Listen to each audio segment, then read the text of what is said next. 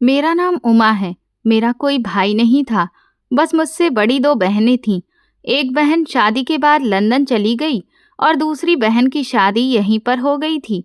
मेरी माँ का देहांत तो बचपन में ही हो गया था। हम तीनों बहनों को हमारे पिता ने ही पाला था। वही हमारी माँ भी थे और हमारे बाप दोनों थे। मगर 6 महीने पहले ही वो भी हार्ट अटैक की वजह से इस दुनिया को छोड़कर चले गए थे। पापा के देहांत के बाद मेरी बहन मेरे पास आकर रहने लगी थी, मगर मुश्किल से 6 महीने ही गुजरे थे कि मेरी बड़ी बहन की सास ने उन्हें वापस बुला लिया, क्योंकि अब वो बीमार रहने लगी थी। मेरी बहन चाहती थी कि मैं जल्द से जल्द शादी कर लूं और अपने घर की हो जाऊं, इसीलिए वो मेरे लिए अब रिश्ते देख रही थी। मेरी लंदन वाली बहन भी मेरी वजह से बहुत परेशान थी। उसके भी फोन आते रहते थे। एक दिन मेरी लंदन वाली बहन का फोन आया और उसने कहा कि उमा, शिवानी बता रही थी कि तुम्हारे लिए रवि नाम के लड़के का रिश्ता आया है। वो उसके पति का एक दूर का रिश्तेदार है। मैं चाहती हूँ कि तुम उससे शादी कर लो। देखो, लड़का बहुत अच्छा है। मैं उस वक्त अकेली और बहुत ही मजबूर थी, इसलिए मैंने इस बात पर कोई भी ऐतराज नहीं किया और चुपचाप शादी के लिए हाँ कर दी, जबकि मैं अभी शादी नहीं करना चाहती थी। मगर अपनी बहनों के बार बार कहने और लोगों की बुरी नज़रों की वजह से मैंने भी फिर हाँ कर दी। फिर वो दिन भी आ गया जिस दिन मेरी शादी होनी थी। शादी का प्रोग्राम बहुत ही साधारण था। बस कुछ ही रिश्तेदार आए हुए थे और पंडित जी थे। मैंने साधारण सा लाल रंग का जोड़ा पहना हुआ था। दिल में मेरे एक अजीब सा सुकून भी था और डर भी। सुकून इस बात का था कि अब मेरा अपना घर होगा, अपना पति होगा, और डर इस बात का था कि न जाने जिस घर में मैं शादी करके जा रही हूँ उसकी हकीकत क्या होगी, क्योंकि मैं तो लोगों को पहले से जानती ही नहीं हूँ। इसके बाद पंडित जी ने सारे रस्मों रिवाज करवाए और कुछ ही घंटे के बाद मैं किसी की बेटी या बहन से एक पत्नी भी बन गई। सब लोग मुझे बधाई भी दे रहे थे और आशीर्वाद भी। मेरी बहनें मेरे करीब आकर बोली, देखो उमा, भगवान ने तुम्हारे लिए अब आगे की जिंदगी आसान कर दी है। मैंने भी धीरे से उनसे कहा, हाँ, सो तो है, भगवान का बहुत बहुत शुक्रिया। शादी के बाद मैं पहली बार रवि के घर गई। वहां जाते हुए रास्ते में मेरे दिल में हजारों ख्याल थे। मैं सोच रही थी कि शायद ये एक बहुत ही बेहतरीन घर होगा, शायद एक शानदार जिंदगी मेरा इंतजार कर रही होगी। मगर जब हम लोग उसके घर के पास पहुंचे तो मेरे मन में चल रहे सारे वहम टूट गए, क्योंकि सामने तो बस एक छोटा सा मकान था। दीवारों पर पुराना पेंट किया हुआ था, दरवाजा भी अभी बहुत ही साधारण सा, और आंगन में एक टूटी हुई कुर्सी पड़ी थी। मैंने जैसे ही अंदर कदम रखा तो एक बूढ़ी औरत ने मेरा स्वागत किया।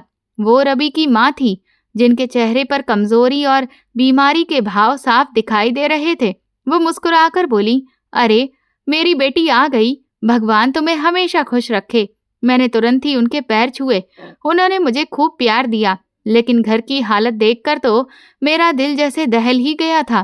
किचन में बहुत पुराने बर्तन थे, दीवारों पर भी कई सारे निशान पड़े हुए थे और कमरे में बस एक पुराना सा पंखा लगा था। मैंने खुद से ही कहा कि क्या यही वो जिंदगी थी जिसके बारे में मैं सोच रही थी? नहीं, इसका तो मैंने कभी सपने में भी जिक्र नहीं किया था। रात को जब सब लोग सो गए तो मैंने इस बारे में रवि से बात की। ये सब क्या है रवि? मुझे तो बताया गया था कि तुम्हारा अपना कारोबार है और तुम एक बहुत ही खुशहाल इंसान हो। रवि ने गहरी सांस ली और बोला, उमा, न जाने तुम कैसी किस्मत लेकर आई हो। तुम्हें जब हम अपनी शादी के लिए देखकर पसंद करके आए थे, उसके बाद से ही मेरा सब कुछ खत्म हो गया। मेरा कारोबार डूब गया और मेरी जायदाद भी मेरे हाथ से निकल गई, और इसीलिए अब मेरे पास कुछ भी नहीं बचा है। मैं खामोशी से उसकी तरफ देखती रही। उसके बात करने के तरीके में मायूसी थी, लेकिन आंखों में शर्मिंदगी भी दिख रही थी। मैंने कहा कि ये सब कुछ सच है क्या? वो बोला, हाँ, मैं भला झूठ क्यों बोलूंगा। तुम्हें शायद धोखा दिया गया है और चीजें बढ़ा चढ़ाकर बताई गई हैं, लेकिन देखो, इसमें मेरा कोई कसूर नहीं है। मेरा दिल उस वक्त जरूर टूटा था, लेकिन मैंने किसी भी तरह का कोई शोर नहीं किया। बस धीरे से कहा, ठीक है रवि, अगर यही सच्चाई है तो फिर कोई बात नहीं, ये जिंदगी हम मिलकर जिएंगे। मैंने हमेशा चाहा था कि मेरा पति दिल का अच्छा इंसान हो। अगर तुम दिल से अच्छे हो तो फिर ये गरीबी भी कोई खास मायने नहीं रखती। अगली सुबह मैंने खुद को इस नए घर में ढालने की कोशिश करने लगी। रवि की माँ ज्यादातर बीमार ही रहती थी, इसीलिए मैं अपना ज्यादा से ज्यादा वक्त उनके पास ही गुजारती थी। मैं उनके लिए कभी दवाइयाँ लाती तो खाना बनाती, घर की साफ सफाई करती। वो कभी कहती, बेटी हमने तुम पर बहुत सारा बोझ डाल दिया है, तो मैं मुस्कुराकर जवाब देती, माँ जी ये मेरा अपना भी घर है और ये मेरा फर्ज भी है। घर में तंगी के बावजूद मैंने अपने दिल में उम्मीद जगाए रखी थी। मैं किचन को थोड़ा सा सजाने संवारने की कोशिश करती, आंगन में कुछ पौधे लगाए, पुराने कपड़ों को भी मैंने ठीक किया। मैं चाहती थी कि ये छोटा सा घर भी स्वर्ग के जैसा लगे। एक दिन मोहल्ले की कुछ औरतें मिलने के लिए आईं। उनमें से एक ने मुझे ऊपर से नीचे तक देखा और बोली, बेटी तुम तो पढ़ी लिखी लगती हो, फिर यहाँ इस घर में कैसे आ गई? मैं मुस्कुराकर बोली, ये सब किस्मत की बात है और किस्मत से बेहतर तो कोई भी चीज नहीं होती है। वो औरत हंस पड़ी और बोली, बस भगवान से प्रार्थना करो कि तुम्हारा नसीब अच्छा ही निकले। रवि दिन में काम पर चले जाते और शाम को थके हारे घर लौटते। वो एक टाइल फैक्ट्री में मजदूरी का काम करते थे। मैं उनके लिए खाना तैयार करती, कभी उनके कपड़े धोती तो कभी उनके साथ बैठकर बातें करती। वो थोड़ा कम बोलने वाले इंसान थे, मगर जब भी कुछ कहते दिल से कहते थे। एक दिन उन्होंने मुझसे कहा, ओ माँ मुझे अफसोस है कि तुम्हें ये सब कुछ मिला। मैं चाहता था कि तुम्हें ढेर सारी खुशियाँ दूं, लेकिन मैं खुद भी खाली हाथ हो गया। मैंने उनके हाथ पर हाथ रखा और कहा, रवि खुशियाँ दौलत से नहीं मिलती, खुशियाँ दिल से मिलती हैं। अगर तुम हर हाल में मेरा साथ दोगे तो मुझे सब कुछ मिल जाएगा। उनके चेहरे पर पहली बार मुस्कुराहट आई थी। जिंदगी ने मुझे ऐसे रास्ते पर डाल दिया था जहां हर दिन एक नई परीक्षा लेकर आता था। मैंने रवि के घर को दिल से अपना घर मान लिया था और उनकी माँ को अपनी माँ समझ लिया था। इस छोटे से मकान में जिंदगी आसान तो नहीं थी, लेकिन फिर भी मैंने अपने दिल को जैसे तैसे समझा लिया था कि अब यही मेरा नसीब है। सुबह सवेरे जल्दी उठना, किचन में जाकर चाय बनाना, रवि के लिए नाश्ता तैयार करना और फिर अपनी सास की दवा और खाने पीने का इंतजाम करना। मेरा दिन इन्हीं कामों में गुजर जाता था। मेरी सास मुझे देखकर अक्सर कहती, बेटी तुमने तो इस घर को बहुत अच्छे से संभाल लिया है, अगर तुम ना होती तो ना जाने मेरा क्या हाल होता। मैं उनके पैर दबाती और कहती, माँ जी ये सब मेरा फर्ज है। मुझे अपनी माँ तो याद नहीं है, लेकिन भगवान ने मुझे आपके रूप में माँ दी है और आपकी सेवा करने का मौका भी। रवि जब भी काम से थके हारे लौटते तो उनके चेहरे की थकान देखकर मेरा दिल पसीज जाता था। एक दिन मैंने उनसे कहा, रवि ये सब कुछ तुम अकेले कब तक संभालोगे? मैं चाहती हूँ कि मैं भी नौकरी करूँ। देखो मेरे पास डिग्री है, मैं कहीं भी नौकरी कर सकती हूँ। उन्होंने चौंक कर मेरी तरफ देखा और बोले, उमा ये तुम क्या कह रही हो? अरे लोग क्या कहेंगे कि मैं अपनी पत्नी से काम करवा रहा हूँ, ये मुझे अच्छा नहीं लगेगा। मैं मुस्कुराकर बोली, ये बात लोगों के लिए नहीं है, ये बात हमारी जिंदगी के लिए है। देखो घर के हालात कैसे हैं, माँ जी की दवाइयों पर कितना खर्च हो जाता है और तुम ये सब अकेले संभालते हुए थक जाते हो। अगर इस समय में भी तुम्हारा मैं साथ नहीं दूंगी तो हम दोनों आसानी से सब कुछ संभाल लेंगे।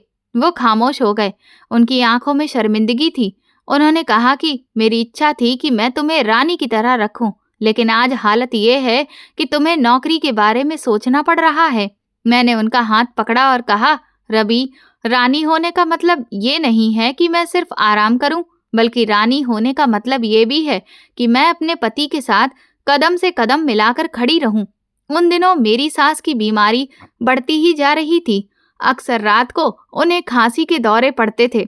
मैं उनके पास ही बैठती, पानी पिलाती, दवा देती, कभी कभी रात भर जागती ताकि वो सुकून से सो सकें। वो कहती, बेटी तू मेरे बेटे के साथ साथ मेरा भी सहारा है। मैं भगवान से प्रार्थना करती हूँ कि तेरी किस्मत में हमेशा खुशियाँ लिखे। ये सुनकर मेरी आंखें भीग गईं, लेकिन मैंने खुद को संभाला और बोली, माँ जी आप फिक्र न करें, आप मेरे लिए माँ की तरह हैं। एक शाम रवि थका हुआ घर आया। मैंने उसके सामने खाना रखा और कहा कि मैं कुछ नौकरियों के एडवर्टाइजमेंट देख रही हूँ और इसीलिए सोचा है कि उनमें अप्लाई कर दूं। वो थोड़ी गहरी सोच में डूब गया।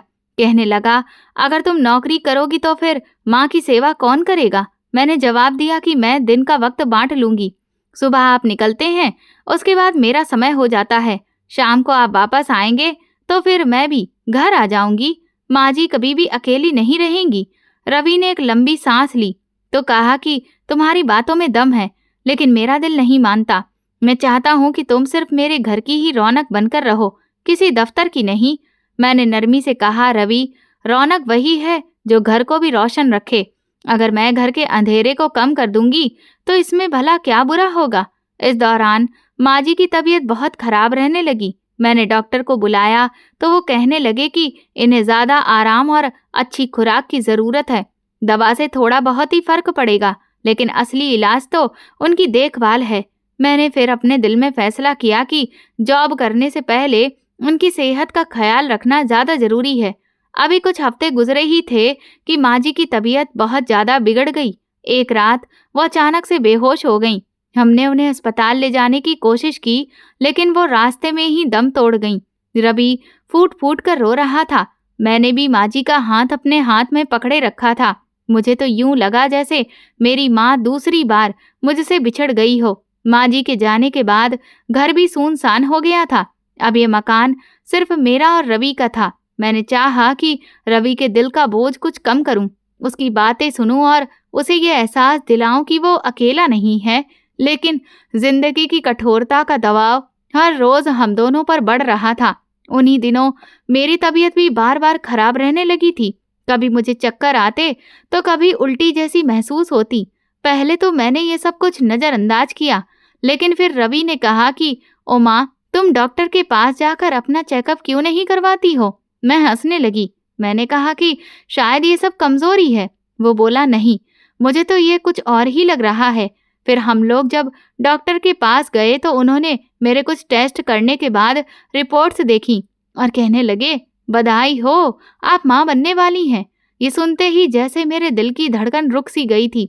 मैं हैरत और खुशी से रवि की तरफ देखने लगी। उसके चेहरे पर भी मुस्कुराहट आ गई थी। उसकी आंखों में चमक दिख रही थी। वो तुरंत बोला, ओ माँ, भगवान ने आखिरकार हमारी सुन ली। घर वापस आकर मैं काफी देर तक सोचती रही कि मेरे लिए ये पल वो है जिस पर मैं भरोसा ही नहीं कर पा रही थी कि मैं माँ बनने वाली थी। मैंने अपने पिताजी को याद किया। दिल ही दिल में कहा, काश पापा, आज आप ही मेरे साथ होते। ये खुशखबरी सबसे पहले मैं आपको देती। रवि खुश तो था, लेकिन एक दिन उसने धीरे से कहा, ओ माँ, मैं भगवान से प्रार्थना करता हूँ कि बेटा हो। बेटा तो बाप का कंधा बनता है। मैंने प्यार से कहा, रवि, बेटियां भी बुरी नहीं होती। देखो, हम 3 बहनें थीं, लेकिन पापा ने कभी भी हमें बोझ नहीं समझा। बेटियां भी भगवान का दिया हुआ आशीर्वाद होती हैं। वो मुस्कुराकर बोला, हाँ, ये तो बात सच है, लेकिन मेरा दिल चाहता है कि एक बेटा हो जो मेरा सहारा बने।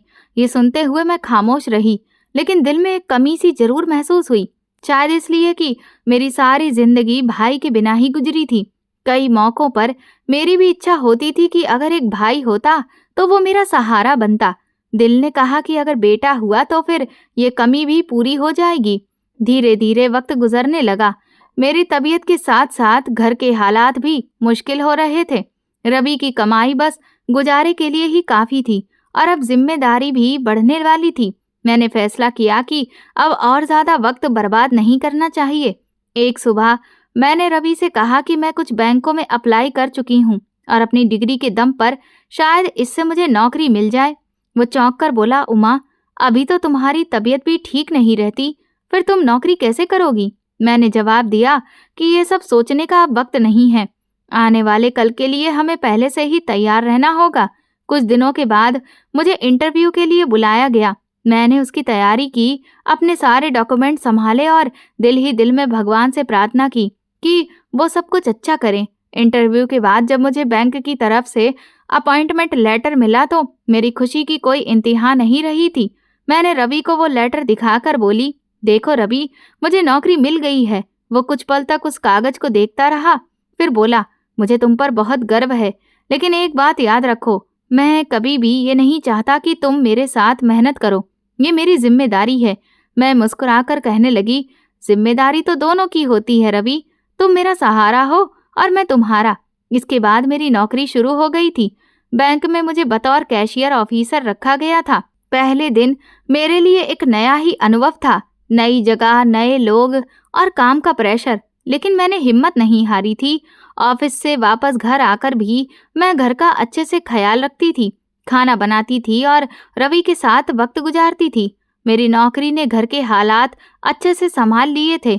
रवि भी अब सुकून की सांस लेने लगा था और आने वाले बच्चे के लिए हम दोनों ने कई सारे सपने देखने शुरू कर दिए थे।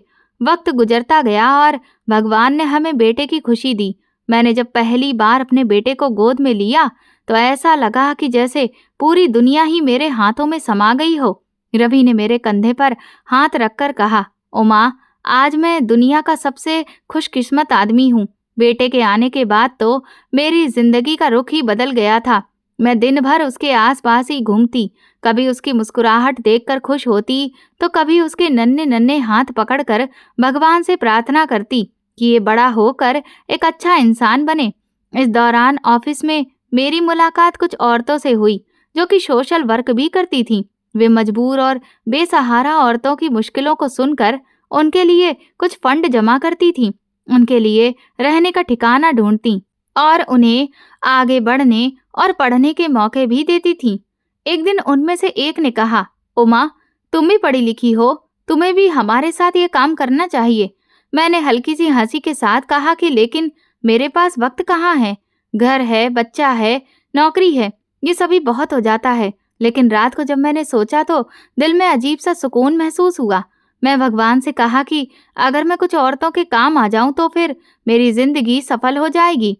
कुछ दिनों के बाद मैं उन औरतों का साथ पकड़ा और एक वुमेन सेंटर में गई। वहां मैंने कुछ औरतों को देखा जिनके पास ना तो घर था और ना ही कोई सहारा। कुछ औरतें अपनी मासूम बच्चियों के साथ बैठी हुई थीं। मैंने उनके चेहरे देखे तो मेरा दिल भर आया। एक औरत ने रोते हुए कहा, मैडम, मेरे पति ने मुझे घर से निकाल दिया है। ना तो मेरे पास खाने को कुछ है और ना ही रहने के लिए कोई ठिकाना। मैं उसके सर पर हाथ रखे बोली, हिम्मत रखो, हम तुम्हारे लिए कोई न कोई रास्ता जरूर निकालेंगे। उसी दिन के बाद मेरा दिल इस काम से अपने आप ही जुड़ गया। मुझे लगने लगा कि जैसे यही मेरी जिंदगी का असली मकसद है। मैं ऑफिस से फ्री होकर अक्सर उन औरतों से भी मिलने चली जाती। कभी उनके लिए खाने के पैकेट लेकर जाती तो कभी कुछ कपड़े। मैं भले ही छोटे पैमाने पर ही सही, लेकिन कुछ ना कुछ करना शुरू कर चुकी थी। मैंने फिर एक ग्रुप भी बनाया जो औरतों की मुश्किलों को हल करने की कोशिश करता। इस काम से मेरे दिल को एक अजीब सा सुकून मिलता, लेकिन धीरे धीरे मेरा ज्यादा वक्त इसी में गुजरने लगा। मैं जब घर आती तो बेटा या तो सो रहा होता या फिर रवि के पास खेल रहा होता। एक दिन रवि ने कहा, उमा, तुम्हें पता भी है कि आज हमारा बेटा सारा दिन तुम्हें ढूंढता रहा। मैंने चौंक कर पूछा, सच में? लेकिन मैं तो जल्दी ही आ गई थी। वो बोला, हाँ, लेकिन फिर भी तुम्हारे पास वक्त ही नहीं था। कभी तुम फोन पर व्यस्त होती हो तो कभी अपने कागजात में खोई हुई होती हो। उमा, देखो, एक बच्चा अपनी माँ के पास ही सुकून पाता है। मैंने नरमी से कहा, रवि, वो तो है, लेकिन ये काम भी जरूरी है। कितनी औरतें हैं जिन्हें सहारा चाहिए। अगर मैं उनके लिए कुछ ना करूं तो मेरा दिल बेचैन रहता है। उसने धीरे से जवाब दिया, लेकिन तुम्हारा पहला फर्ज हमारे बच्चे के लिए है। तुम्हें उस पर ज्यादा ध्यान देना चाहिए। मैंने उसकी बात सुनी, लेकिन दिल के किसी कोने में लगा कि वो सही कह रहा है। अगले दिन जब मैं ऑफिस से लौटी तो मेरा बेटा मेरे पास आकर लिपट गया। मैंने महसूस किया कि उसकी मासूम सी आंखों में शिकायत है। वो बार बार बोल रहा था कि मम्मी, चलो खेलते हैं, मम्मी, मेरे साथ बैठो। और मैं थकान और काम के बोझ की वजह से कुछ ही पल उसके साथ गुजार पाई। कुछ दिनों के बाद मैं एक केस में व्यस्त हो गई थी। एक मजबूर औरत को उसके पति ने घर से निकाल दिया था और मैं उसके लिए कानूनी मदद ढूंढ रही थी। जब रात को देर से घर लौटी तो रवि ने दरवाजे पर ही कहा, उमा, आखिर ये सिलसिला कब तक चलेगा? तुम्हारे अपने घर का क्या होगा? मैंने धीरे से कहा, रवि, ये मेरे दिल का सुकून है। वो बोला, और हमारा बेटा, उसका सुकून? उमा, मैंने कभी भी मना नहीं किया, लेकिन अब मैं सोचने लगा हूँ कि तुम्हें अपने वक्त का ज्यादा हिस्सा अपने बेटे को देना चाहिए। रवि की बातें मेरे दिल में घर कर गई थी। वो बार बार यही कहता था कि एक बच्चा माँ के पास ही सुकून पाता है, और सच भी यही था। लेकिन मेरे पास वक्त की कमी थी। बैंक की ड्यूटी और सोशल वर्क की सरगर्मियाँ इतनी ज्यादा बढ़ गई थी कि मैं चाहकर भी अपने बेटे को हर वक्त गोद में नहीं ले सकती थी। कई रातों को मैंने सोचा कि शायद मुझे सोशल वर्क छोड़ देना चाहिए, मगर फिर उन औरतों की सूरत मेरी आंखों के सामने आ जाती जो मेरी मदद के बगैर अकेली थीं। एक शाम मैंने रवि से कहा कि मैं सोच रही हूँ कि बेटे के लिए कोई नौकरानी रख लूं। वो दिन भर हमारे बच्चे का अच्छे से ख्याल रखेगी, उसे खिलाएगी पिलाएगी। रवि ने कुछ देर खामोशी की चादर ओढ़े रखी, फिर बोला, देखो, मुझे अच्छा नहीं लगता, लेकिन अगर तुम समझती हो कि ये जरूरी है तो फिर ठीक है, ये तुम्हारी मर्जी है। मैंने सुकून से कहा कि ये हमारे लिए आसानी पैदा कर देगा। मैं भी निश्चिंत रहूंगी कि बच्चा अकेला नहीं है। कुछ दिनों के बाद मुझे एक औरत मिली जो नौकरी ही ढूंढ रही थी। उसने खुद को बहुत मजबूर बताया। उसकी आंखों में आंसू थे और आवाज भी भरी हुई थी। वो कहने लगी, दीदी, मुझे काम की बहुत जरूरत है। मेरे घर में खाने को भी कुछ नहीं है। मैं आपके बेटे का बहुत अच्छे से ख्याल रखूंगी, अपनी औलाद की तरह। मैंने उसकी तरफ देखकर कहा कि लेकिन मेरे लिए सबसे बड़ी जिम्मेदारी है। मुझे भरोसा चाहिए कि तुम मेरे बेटे को अपनी गोद से दूर नहीं करोगी। उसने तुरंत जवाब दिया कि मैं कसम खाती हूँ, मैं आपके बेटे को अपने सीने से लगाकर रखूंगी। आप बेफिक्र रहिए। ये शब्द सुनकर मेरा दिल निश्चिंत हो गया। मैंने उसे डबल तनख्वाह देने का वादा किया और सख्ती से हिदायत दी, जब तक मैं घर ना आ जाऊं तुम मेरे बेटे को अकेला नहीं छोड़ोगी। वो बार बार यही बात दोहराती कि आप बिल्कुल भी फिक्र ना करें, आपका बेटा मुझे अपनी जान से भी ज्यादा प्यारा होगा। कुछ दिन गुजरे। मैं जब भी अचानक घर लौटती तो नौकरानी को बेटे के साथ खेलते या फिर उसके कपड़े बदलते हुए देखती। एक दिन मेरा बेटा उसके गले से लिपटा हुआ था। मैंने खुशी से कहा, बहुत अच्छा है, तुम वाकई इसका ख्याल रखती हो। उसने मुस्कुराकर कहा, दीदी, बच्चे तो सबको प्यारे होते हैं और ये तो आपकी जान है। धीरे धीरे मेरा भरोसा बढ़ने लगा। मैं ऑफिस जाती और शाम को सोशल वर्क के लिए निकल जाती। मुझे भरोसा था कि मेरा बेटा सुरक्षित है। रवि भी निश्चिंत लगता था, हालांकि वो कभी कभी कह देता था कि माँ का साया माँ ही दे सकती है, कोई दूसरा इस खाली जगह को कभी भी नहीं भर सकता है। एक दिन मैं रोज की अपेक्षा थोड़ा सा जल्दी घर आ गई।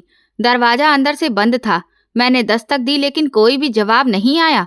मेरे दिल में अजीब सी घबराहट पैदा हुई। मैंने अपने पास जो एक्स्ट्रा चाबी थी उससे दरवाजा खोला और अंदर दाखिल हुई। कमरा बिल्कुल सुनसान पड़ा था। मैंने आवाज दी, बेटे तुम कहाँ हो? लेकिन कोई भी जवाब नहीं आया। मैंने पूरा घर छान मारा। किचन, आंगन, कमरे सब खाली पड़े थे। ना तो वहां पर नौकरानी का कोई अता पता था और ना ही मेरा बच्चा था। ये देखकर मेरे हाथ कांपने लगे। दिल की धड़कन बेकाबू हो गई। मैं पागलों की तरह चीखने चिल्लाने लगी, कहाँ हो तुम लोग? कहाँ गए हो तुम दोनों? मैं भागकर तुरंत ही मोहल्ले में निकली। अपने पड़ोसियों से भी पूछा, क्या आपने मेरे बेटे को देखा है? मेरी नौकरानी को देखा है? सबने इनकार में सिर हिला दिया। किसी को इस बात का कुछ भी पता नहीं था। मैं तुरंत ही मंदिर की तरफ दौड़ी, क्योंकि वहां एक धार्मिक प्रोग्राम चल रहा था जिसमें भजन मंडली आई हुई थी। मैं तुरंत वहां पहुंची और उनके हाथ से माइक लेकर ऐलान किया, 3 साल का बच्चा खो गया है। अगर कोई भी उसे देखे तो मुझे तुरंत जानकारी दे। इसी सब भगदड़ में मैंने रवि को फोन किया। मेरी आवाज कांप रही थी। रवि बेटा और नौकरानी दोनों घर पर नहीं हैं। वो चौंक कर बोला, तुम ये क्या कह रही हो? मैं तो आज घर भी नहीं आया। ध्यान से देखो, वहीं होंगे। मैं रोते हुए बोली, मैंने पूरा घर छान मारा है, वो दोनों गायब हैं। कुछ देर बाद रवि भी घर आ गया। उसने भी हर जगह तलाश किया और जब कुछ भी ना मिला तो उसका चेहरा लाल हो गया। वो गुस्से से बोला, मैंने तुम्हें पहले ही कहा था ना कि किसी अजनबी पर भरोसा मत करना, लेकिन ये सब तुम्हारी जिद का ही नतीजा है। मैं रोते हुए बोली, मैंने तो सोचा था कि इससे हमारे लिए आसानी हो जाएगी। मुझे क्या पता था कि वो औरत मुझे धोखा देगी। उसने मेरा बाजू जोर से पकड़ा और कहा, 2 दिन, सुन रही हो ना? 2 दिन के अंदर अंदर मेरा बेटा किसी भी तरह से ढूंढ कर लाओ, वरना मैं तुम्हें तलाक दे दूंगा। ये सुनते ही मैं सकते में आ गई। तलाक? रवि, वो मेरा भी बच्चा है। मैं क्यों चाहूंगी कि वो गायब हो जाए? देखो, मानो, वो बोला, मैं कुछ नहीं जानता। मुझे कोई बहाना नहीं चाहिए। तुमने गलती की है, तुम्हें इसकी कीमत चुकानी ही होगी। मैं वहीं जमीन पर गिर पड़ी। मेरी आंखों से लगातार आंसू बह रहे थे। मेरा दिल टूट गया था। जिस औरत पर मैंने इतना भरोसा किया था वो मेरे दिल के टुकड़े को लेकर चली गई थी। और अब मेरा पति मुझे धमकी दे रहा था। रात भर मैं दरवाजे पर बैठी रही, हर आहट पर उठ जाती, हर साए को देखकर समझती कि शायद मेरा बच्चा लौट आया हो। लेकिन सुबह हुई तो सब कुछ वैसा ही था। खाली कमरा, खामोश घर और एक माँ की तड़प। अगले ही दिन मैंने अपने बेटे की तलाश शुरू कर दी। सबसे पहले मैं पुलिस स्टेशन गई। आंखों में आंसू, दिल में डर और होठों पर सिर्फ एक प्रार्थना, मेरा बच्चा किसी भी तरह से ढूंढ दीजिए प्लीज। ड्यूटी ऑफिसर ने नाम और पता नोट किया, बेटे की तस्वीर मांगी। मैंने बेटे की एक पुरानी तस्वीर निकाली जो मेरे पर्स में रखी हुई थी। ऑफिसर ने कहा, हम हर थाने को जानकारी दे रहे हैं, लेकिन आपको भी खुद बच्चे को ढूंढना होगा। अक्सर ऐसे केसेस में बहुत कीमती होता है। मैं तुरंत घर से निकली और पागलों की तरह गली गली घूमने लगी। मैंने कई जगह पर ऐलान करवाया, हर आने जाने वाले व्यक्ति को बताया कि मेरा बेटा खो गया है, उसका नाम ये है, अगर आपको कोई निशानी मिले तो मुझे जरूर बताएं। जो भी मेरी बात सुनता उसकी भी आंखों से आंसू निकल आते। कुछ लोग मुझे तसल्ली देते तो कुछ खामोश हो जाते। मैंने अपनी बहनों को कॉल किया। सबसे बड़ी बहन तो लंदन में थी। उसने रोते हुए कहा, उमा, मैं भी चाहती हूँ कि अभी वहां आ जाऊं, लेकिन यहाँ मैं सब कुछ छोड़ नहीं सकती, बस भगवान से प्रार्थना कर सकती हूँ। मैं बोली, प्रार्थनाओं से ज्यादा मुझे इस वक्त तुम्हारे साथ की जरूरत है, लेकिन मैं समझती हूँ कि तुम मजबूर हो। मेरी दूसरी बहन मेरे पास आ गई थी। उसने मुझे गले से लगाया, सहारा दिया और बोली, हम दोनों मिलकर तुम्हारे बेटे को ढूंढते हैं, शायद कहीं कोई सुराग मिल जाए। हम दोनों मिलकर कई शहरों के अलग अलग इलाकों में भी गए, अनाथ आश्रमों में, अस्पतालों में, लेकिन हर जगह हमें मायूसी ही मिली। एक औरत ने कहा, हमने तो ऐसी कोई भी औरत या फिर बच्चा नहीं देखा। दूसरी ने सर झटक दिया। हर जवाब मेरे दिल पर हथौड़े की तरह बरसता। जब मैं घर वापस आई तो रवि गुस्से में बैठा हुआ था। उसने पूछा, तुम्हें कुछ मिला? मैंने रोते हुए इनकार में सिर हिलाया। वो तीखे लहजे में बोला, मैंने कहा था ना, 2 दिन के अंदर अंदर मुझे मेरा बेटा चाहिए। तुम गंभीरता से कोशिश ही नहीं कर रही हो। मैं चिल्लाकर बोली, मैंने अपनी पूरी जान लगा दी है। दिन रात मैं दर्द लेकर घूम रही हूँ, लेकिन मेरा बच्चा कहाँ है ये मेरे हाथ में नहीं है। वो खड़ा हुआ और तेज आवाज में बोला, उमा, तुम तो माँ कहलाने के लायक ही नहीं हो। जो औरत अपने बच्चे को ना बचा सके वो मेरे साथ भी नहीं रह सकती। अब सुन लो, मैं तुम्हें तलाक दे दूंगा। आज से मेरा तुमसे कोई रिश्ता नहीं है। ये सुनते ही मेरा दिमाग सुन्न हो गया। कानों में सिर्फ वही बात गूंजती रही, मैं तुम्हें तलाक दूंगा। मैं जमीन पर बैठ गई। कुछ लम्हों तक मुझे भरोसा ही नहीं हुआ कि ये सब कुछ सच है। मेरा पति, जो कभी मेरा सहारा था, आज मुझे बेसहारा कर गया था। मैंने सिसकते हुए कहा, रवि, ये वक्त एक दूसरे का सहारा बनने का था, लेकिन तुमने मेरा हाथ छोड़ दिया। वो कठोरता से बोला, मेरा सहारा मेरा बेटा था। जब वो ही नहीं रहा तो तुम्हारा भी अब कोई मतलब नहीं है। उसके बाद मैं वहां एक पल भी नहीं रुकी। मैंने पर्स उठाया, सिर पर दुपट्टा डाला और चुपचाप उस घर से निकल आई। मेरे कदम खुद ब खुद उस ओर उठे जहां मेरा बचपन गुजरा था। वही घर जहां कभी पापा की आवाज गूंजती थी, जहां माँ की यादें बसी थी। दरवाजा खोला तो वो पुराना लकड़ी का दरवाजा चिरचिराहट के साथ खुला, जिस पर धूल जमी हुई थी। पर्दे फटे हुए थे, फर्नीचर पर मिट्टी की परतें जमी थीं। मैंने अंदर कदम रखा तो ठंडी हवा का झोंका आया। ऐसा लगा जैसे ये मकान कई बरसों से मेरे ही इंतजार कर रहा था। मैं कमरे में जाकर पापा की पुरानी कुर्सी को देखने लगी। ये वही कुर्सी थी जिस पर बैठकर वो शाम को हमें पढ़ाया करते थे। मेरी आंखों से आंसू बह निकले। मैंने धीरे से कहा, पापा, आपने कहा था कि मैं अपनी किस्मत की मालिक हूँ, लेकिन आज किस्मत ने मेरा सब कुछ छीन लिया है। रात को इस खाली मकान में मैं सोई। हर दीवार जैसे मुझसे सवाल कर रही थी। मैंने बेटे की पुरानी कमीज को गले से लगाया और रोती रही। आंखें बंद की तो बेटे का चेहरा बार बार सामने आ जाता। उसकी हंसी, उसकी मासूम आवाज सुनाई देती। मेरे दिल ने कहा, उमा, तुम्हें हार नहीं माननी चाहिए।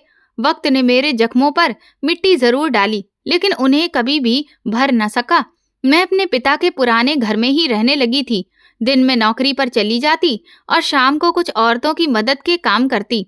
और रात को थकी हारी घर वापस आती, लेकिन हर पल हर लम्हा एक कमी मेरे वजूद को काटती रहती थी। मेरे बेटे की याद, उसकी हंसी, उसकी मासूम आवाज, अब सब कुछ जैसे मेरे दिल में ही कैद होकर रह गई थी। धीरे धीरे 4 साल गुजर गए। जिंदगी ने मुझे जीना तो सिखा दिया था, लेकिन अंदर वही खोखलापन, वही कमी थी। एक दिन काम के सिलसिले में दूसरे शहर गई। गाड़ी से उतरी तो सड़क के किनारे एक भीड़ सी नजर आई। कुछ बच्चे हाथों में कटोरा लिए भीख मांग रहे थे। मैंने उन पर एक नजर डाली और अचानक एक बच्चे पर मेरी नजर जाकर ठहर गई। उसे देखते ही मेरा दिल जोर से धड़क उठा। वही चेहरा, वही आंखें, वही मासूमियत। मैंने अपनी सांसें रोक ली और धीरे धीरे उसकी तरफ बढ़ी। बच्चा गंदे कपड़े पहने खड़ा था, बाल बिखरे हुए थे, पर नन्हे नैन नक्श बिल्कुल मेरे बेटे जैसे थे। मैंने आगे बढ़कर पुकारा, बेटा, तो वो चौंक कर मेरी तरफ देखने लगा। मैंने तेजी से उसे अपनी बाहों में भरने लगी। मेरे आंखों से आंसू बहने लगे। मेरे बच्चे, तुम कहाँ थे? मैंने तुम्हें कितना तलाश किया था, लेकिन उसने मेरे हाथ फिसला दिए और पीछे हट गया। वो बड़ी ही मासूम मगर कठोर आवाज में बोला, आप मेरी मम्मी नहीं हैं। मेरी मम्मी तो घर पर है। ये सुनकर मेरे कदम जमीन में धंस गए। मैंने बेयकीनी से उसकी तरफ देखा। क्या कहा तुमने? मैंने कहा, मैं तुम्हारी माँ हूँ बेटे, तुम्हें याद नहीं? वो उलझी हुई नजरों से बोला, नहीं, मेरी मम्मी घर पर है। आप क्या कह रही हैं कि आप मेरी मम्मी हैं?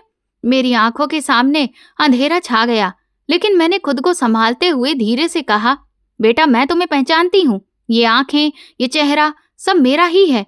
वो चुप रहा और जमीन पर नजर झुका ली। मैंने आगे बढ़कर उसका हाथ पकड़ते हुए कहा, मेरे साथ चलो, मैं तुम्हें अपने घर लेकर जाऊंगी। वो तुरंत पीछे हटा। नहीं, मैं नहीं जाऊंगा। मेरे मम्मी पापा घर पर हैं, वो मेरा इंतजार कर रहे होंगे। ये सुनते ही मेरी आत्मा चीख उठी। मैंने खुद से कहा, ये किसको अपना मान रहा है? मैं कुछ पलों के लिए खामोश रही, फिर नरम अंदाज में बोली, बेटा चलो, मुझे वो जगह दिखाओ जहां तुम रहते हो। मैं देखना चाहती हूँ कि आखिर तुम्हारे मम्मी पापा कौन हैं। वो कुछ देर तक सोचता रहा, फिर बोला, ठीक है, पर आपको मेरे घर आकर ये नहीं कहना है कि आप मेरी मम्मी हैं। मेरी मम्मी नाराज हो जाएंगी। मैंने हाँ में सिर हिलाया। ठीक है, मैं कुछ नहीं कहूंगी, बस तुम्हारे साथ चलूंगी। उसने मेरी उंगली पकड़ी और आगे बढ़ा। उसके नरम स्पर्श ने मेरे पूरे वजूद में बिजली दौड़ा दी। वो हाथ जो कभी मेरी उंगली पकड़कर चलता था, अब एक बार फिर मेरे हाथ में था, पर फर्क ये था कि अब वो मुझे अजनबी समझ रहा था। हम एक तंग गली में दाखिल हुए। आसपास छोटे कच्चे मकान थे और बच्चे शोर मचा रहे थे। वो मुझे एक साफ सुथरे घर के सामने लेकर आया। दरवाजे पर पेंट की खुशबू आ रही थी। मैं हैरान हुई। ये घर बाकी घरों से काफी बेहतर था। मैंने पूछा कि यही तुम्हारा घर है? उसने बड़े गर्व से कहा, हाँ, ये मेरा घर है। मेरी मम्मी यहीं रहती है। मैंने दरवाजे की तरफ देखा और मेरे दिल में तूफान उठने लगा। सोचा, ये कैसे संभव है? अगर ये मेरा बेटा है तो फिर अंदर कौन है जिसे ये अपनी मम्मी कह रहा है? मैंने धीरे से कहा, बेटा, क्या तुम मुझे अंदर लेकर जा सकते हो? उसने कहा, मैं दरवाजा खटखटाता हूँ, लेकिन याद रखिए, आप ये मत कहना कि आप मेरी मम्मी हैं। उसने दरवाजा खोला और मेरा दिल जोर जोर से धड़क उठा। दरवाजा खुला और सामने फिर वही चेहरा आया जिस पर कभी मैंने भरोसा किया था। वही नौकरानी जिसने मेरे बेटे को सीने से लगाकर रखने का वादा किया था। आज वो अच्छी साफ सुथरे कपड़े और महंगे जेवर पहने मेरे सामने खड़ी थी। उसकी आंखों में हैरानी और डर दोनों ही दिखाई दे रहे थे। मैं अचानक चिल्ला उठी, तुमने मेरा बेटा मुझसे छीन लिया था। कहाँ था आखिर वो? तुमने मुझे इतना बड़ा धोखा क्यों दिया? वो हकलाने लगी। मैं पर उसके शब्द अधूरे ही रह गए। मेरा सब्र का बांध टूट गया। मैंने दरवाजा पीछे धक्का दिया और अंदर कदम रख दिया। बच्चा भी ठीक मेरे पीछे था और उलझी नजरों से मुझे देख रहा था। मैंने उस औरत की बाजू कसकर पकड़कर कहा, आज तुम्हें हर एक चीज का हिसाब देना होगा। मैं पुलिस को बुलाऊंगी। मैं तुरंत फोन निकालकर नंबर ढूंढने लगी।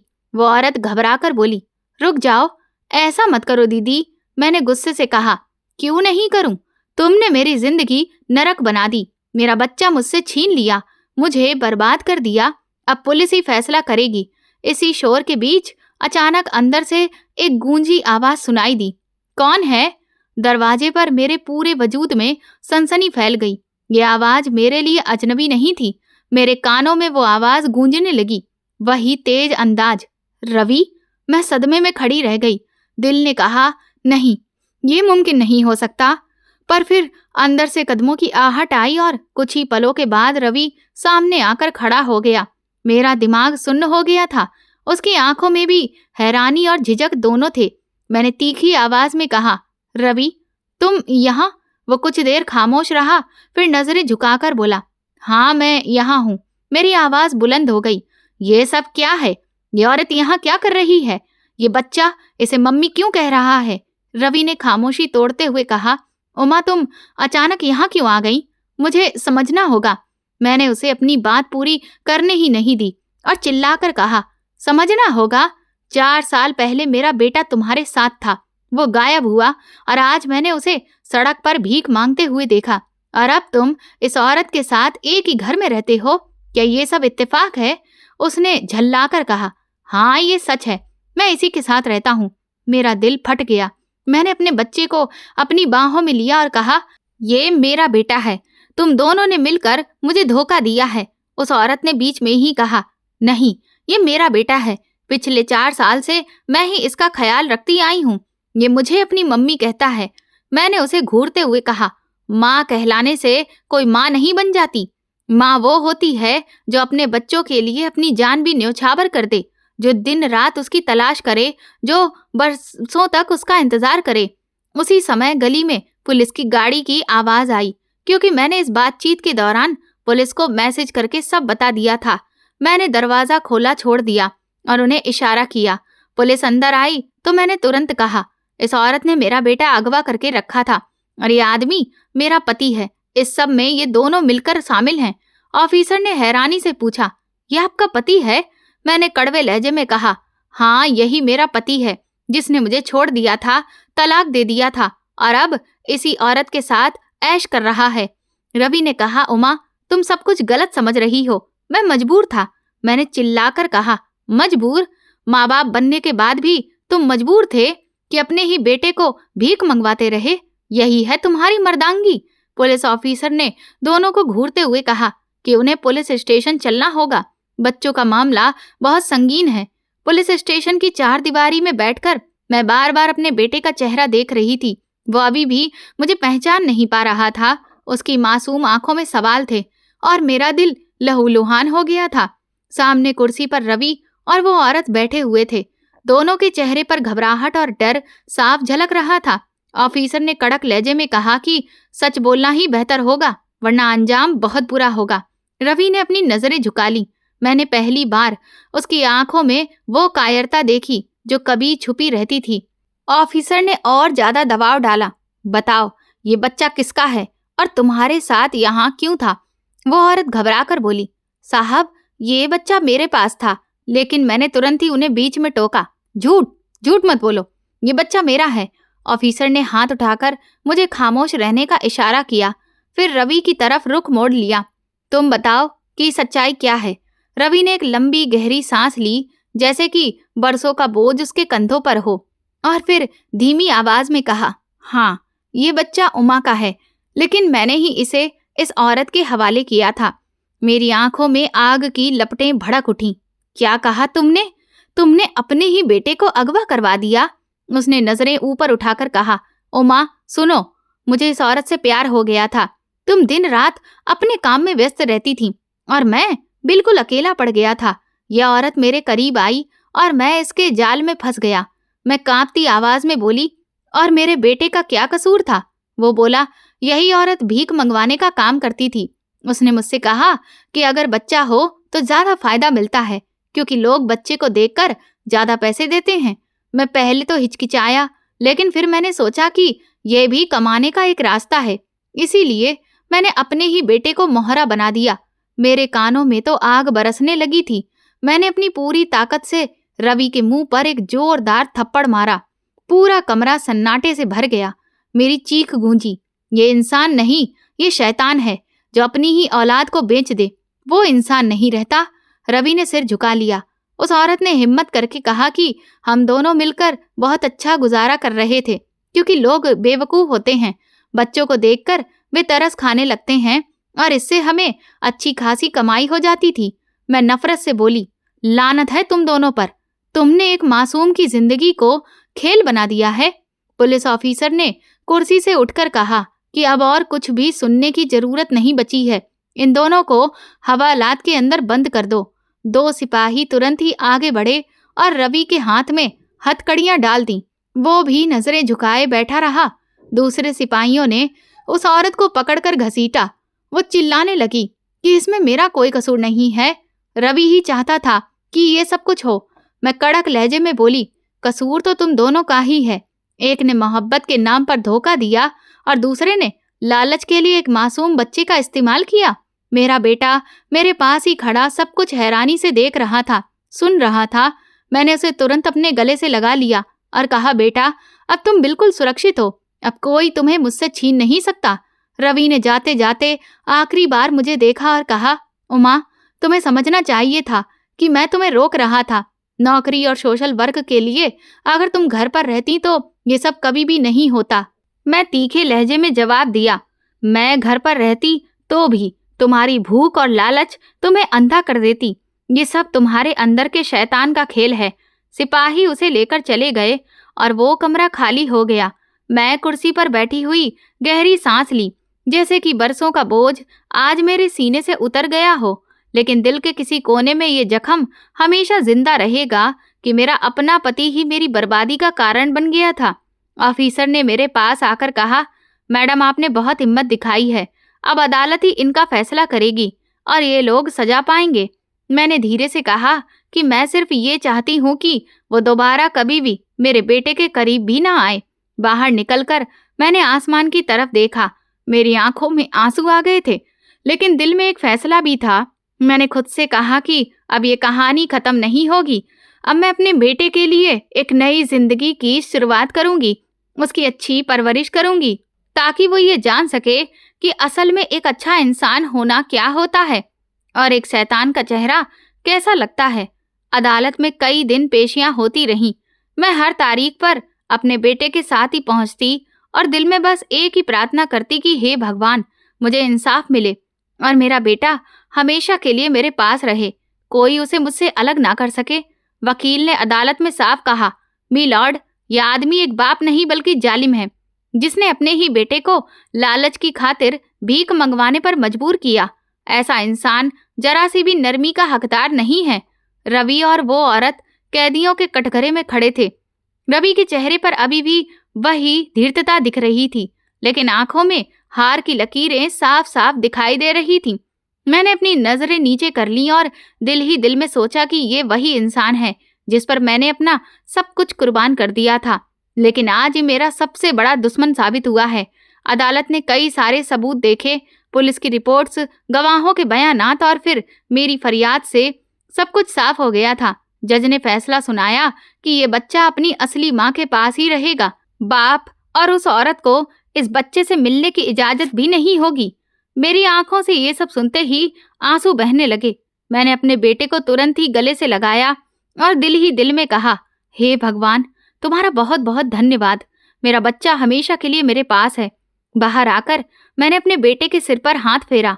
वो मासूमियत से बोला, मम्मी, क्या मैं अब हमेशा आपके साथ रहूंगा? मैंने हंसते हुए अपनी आंखों के आंसू पोंछते हुए बोली, हाँ बेटा, अब हमेशा तुम मेरे साथ रहोगे और मैं तुम्हें कभी भी अकेला नहीं छोड़ूंगी। उस दिन से मेरी जिंदगी का एक नया सफर शुरू हो गया था। मैंने खुद से ये वादा किया कि अब अपनी आंखों की रोशनी को मैं किसी पर भी भरोसा करके नहीं छोड़ूंगी। मैं अपने बेटे को सीने से लगाकर कहा कि तुम ही मेरा सब कुछ हो, मैं तुम्हारे लिए ही जीऊंगी, तुम्हारे लिए ही काम करूंगी और तुम्हें ही वो बनाऊंगी जो कोई भी माँ अपने बेटे को बनते हुए देखना चाहती है। दिन बदलने लगे थे।